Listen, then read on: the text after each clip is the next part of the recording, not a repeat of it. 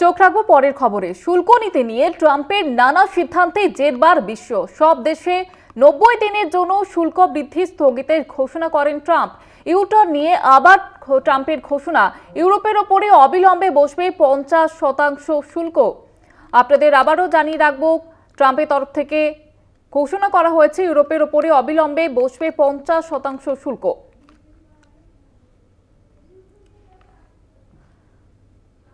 এ বিষয়ে আরো বিস্তারিতভাবে কথা বলবো। নিউজরুম থেকে সরাসরি রয়েছেন আমাদের পলিটিক্যাল এডিটর আশিস চট্টোপাধ্যায়। আশিস দা, থেকে কি জানা যাচ্ছে এই বিষয়ে? দেখো, ট্রাম্পের যে কখন কি মতি হবে, সকালবেলা ঘুম থেকে উঠে তিনি হঠাৎ কি ঘোষণা করবেন এবং তার কি প্রভাব সারা বিশ্বজুড়ে পড়বে, সে একেবারে কিছুই বলা যাচ্ছে না। অন্তত বৃষ্টি কবে হবে সেটাও যতটা নিশ্চিতভাবে বলা যায়, ট্রাম্পের মতিগতি ততটাও নিশ্চিতভাবেও বলা যাচ্ছে না। আমরা দেখেছিলাম যে ট্রাম্প ক্ষমতায় আসার পরে কিছুদিন পরেই তিনি বলতে শুরু করেন যে সব দেশের বিরুদ্ধে তিনি শুল্ক বাড়িয়ে দেবেন। আমেরিকায় কেউ জিনিসপত্র রপ্তানি করতে গেলে বিরাট পরিমাণে শুল্ক গুনতে হবে এবং সেই কারণে আমেরিকায় রপ্তানি করার ব্যাপারটাই সমস্যাজনক হয়ে উঠছিল।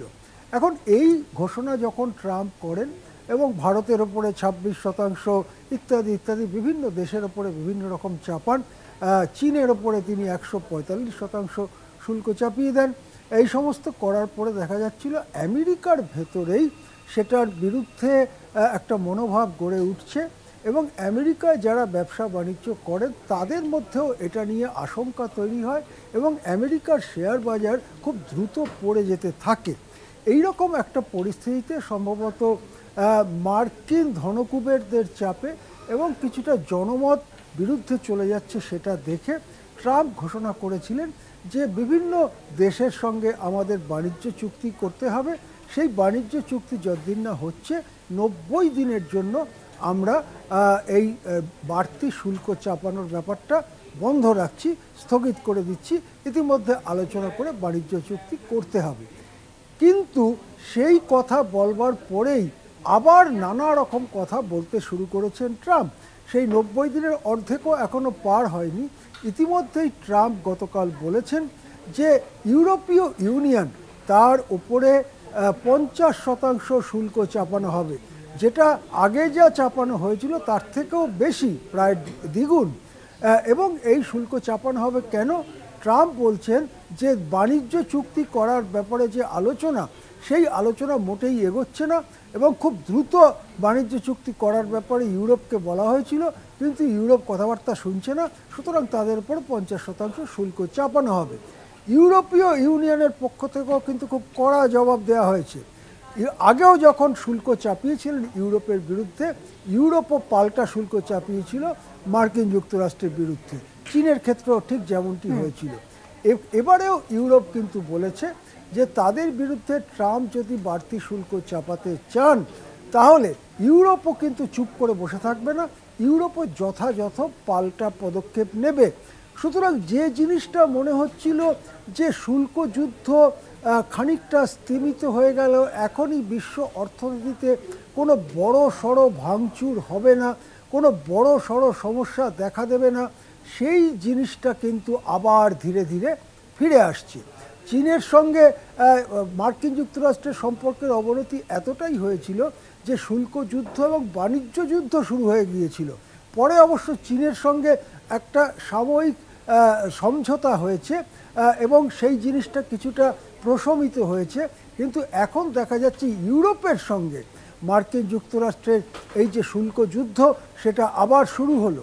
ইতিমধ্যে একটার পর একটা ভারত বিরোধী অবস্থান নিচ্ছেন ট্রাম্প।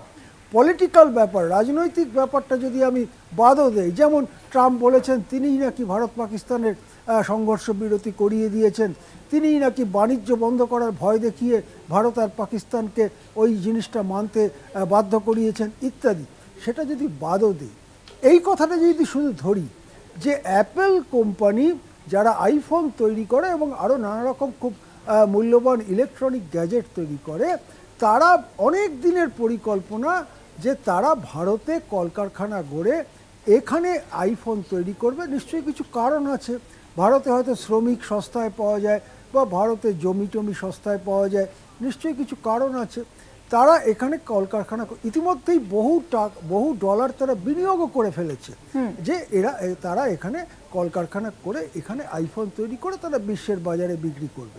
এইবারে ট্রাম্প গত এক সপ্তাহ ধরে ওই অ্যাপেল কোম্পানির মালিক টিম কুককে প্রকৃতপক্ষে ভীতি প্রদর্শন করছেন, যে তোমরা যদি ভারতে আইফোন বানিয়ে আমেরিকায় বিক্রি করতে চাও তাহলে তোমাদের তোমাদের উপর 25% শুল্ক চাপাবো। এবং সেইটাই একটা ঘোষণার আকারে গতকালও বলে দিয়েছেন যে অন্য দেশে তৈরি, বিশেষ করে ভারতে তৈরি আইফোন যদি নিয়ে গিয়ে আমেরিকায় বিক্রি করতে চাওয়া হয় তাহলে তাদের ওপরে 25% শুল্ক চাপানো হবে। ফলে অ্যাপেল কোম্পানি কিন্তু বড়সড় সংকটে পড়েছে। ভারতে তারা কলকারখানা করার জন্য বহু ডলার ব্যয় করেছে, অনেকটা এগিয়ে গিয়েছে। এখন মার্কিন যুক্তরাষ্ট্রের রাষ্ট্রপতি প্রেসিডেন্টের এই রকম একটা ভীতি প্রদর্শনের ফলে অ্যাপেলের বিজনেস নিয়ে কিন্তু দারুণ সমস্যা হয়ে গেছে। অনেকে বলছেন অ্যাপেলের যারা প্রতিদ্বন্দ্বী, যেমন ইলন মাস্ক, অর্থাৎ ট্রাম্পের জিগরি দোস্ত যাকে বলা হয় ইলন মাস্ক, তাদেরকে সুবিধা করতেই কি প্রতিদ্বন্দ্বী কোনো কোম্পানিকে বিপদে ফেলছেন ট্রাম্প।